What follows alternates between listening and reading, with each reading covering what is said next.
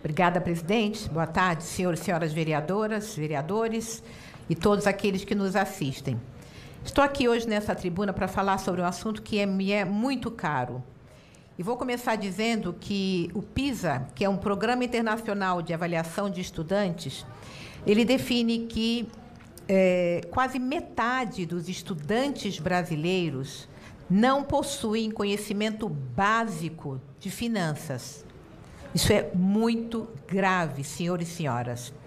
Por aqui, na cidade de São Paulo, cerca de 95% dos alunos do ensino fundamental vão para o ensino médio sem saber fazer contas básicas de matemática. Isso não é esperado num país como o nosso, que todos deveriam, nesse momento da escola, ter pelo menos o conhecimento básico dessas operações matemáticas.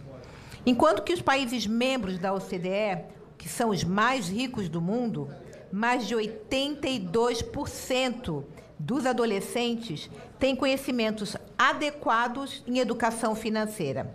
Então, vamos aqui, minha gente, lembrar e pensar no tamanho do atraso que nós estamos enfrentando. E se a organização PISA, que é o Programa Internacional de Avaliação de Estudantes, está fazendo essa avaliação, é porque essa é uma competência importante para o futuro de nossas crianças e nossos jovens, ou seja, é requerido. Caso contrário, a gente não estaria sendo avaliado por isso. E, obviamente, vocês devem saber, eu sou contadora de formação, e para mim isso é um assunto muito caro. Quando eu era criança, ainda no primário, a minha mãe, que era empregada doméstica, e meu pai um taxista, eles me ajudavam muito, junto com eles, com que a gente pudesse fazer justamente as contas de casa juntos, para que nós, eu e meus irmãos, pudéssemos entender a importância de um orçamento. Eu tive muita sorte de ter uma mãe com baixíssima escolaridade, igualmente o meu pai, que tinha essa consciência de nos ensinar. Os estudos mostram que quando um jovem aprende a cuidar do dinheiro, ele leva esse conhecimento para dentro de casa, ele ajuda os pais a organizarem, ele ajuda na economia familiar. Ou seja, uma criança, um jovem que aprende educação financeira na escola vai ajudar os seus pais a fazerem as contas do orçamento doméstico e não deixá-los encalacrados, como a gente vê sequencialmente. Aí é só abrir o jornal e a gente vê como as famílias estão encrencadas do ponto de vista do orçamento. Mas o que a gente vai pensar é o seguinte: eu defendo a educação financeira nas escolas, mas eu sou virtualmente, vamos dizer assim, contestada por um pedaço, um lado aqui dessa Câmara Municipal, que é justamente o pessoal da esquerda.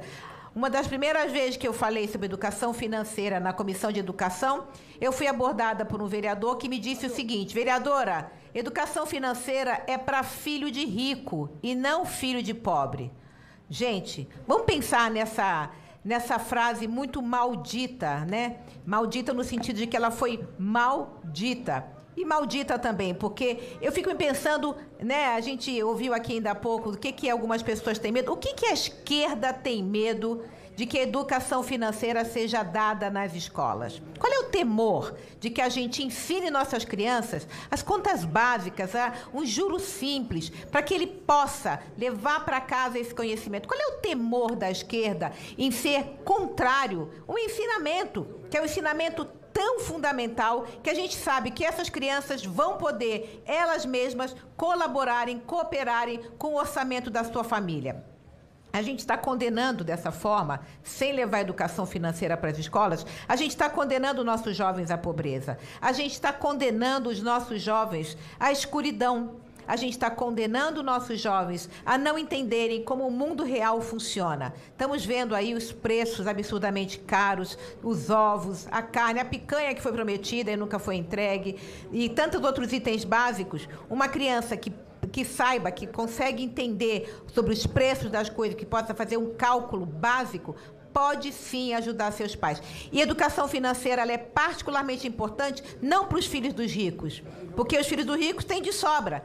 Os filhos dos pobres são aqueles que mais precisam de educação financeira. São esses que a gente deve oferecer educação financeira. São esses que vão sofrer por ter um orçamento baixo, pequeno e pouco dinheiro em casa. E são esses que podem ajudar seus pais. Então, fica aqui a minha defesa muito forte de que a gente tem que levar a educação financeira para nossas escolas. A gente não pode condenar os nossos jovens a ficarem sem entender, fazer um cálculo simples de juros e que possa ajudar as suas famílias.